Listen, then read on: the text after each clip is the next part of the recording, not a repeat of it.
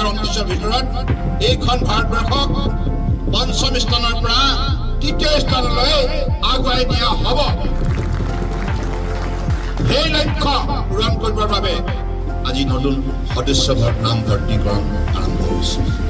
অৰ্থাৎ আমি নতুন উৎসাহ উদ্দীপনাৰে সেই লক্ষ্যস্থান আমি আয়ত্ত কৰিম আৰু অমৃতকাল 2047 যেতিয়া ভাৰতবৰ্ষৰ স্বাধীনতা লাভ কৰা 100 বছৰ সম্পূৰ্ণ হ'ব 2047 তেতিয়া আমি ভাৰতবৰ্ষ বিশ্বৰ সৰ্বাধিককৈ শক্তিশালী উন্নত ৰাষ্ট্ৰ হিচাপে নিজৰ পৰিচয় সগৌৰৱে দাঙি ধৰিবলৈ সক্ষম হম।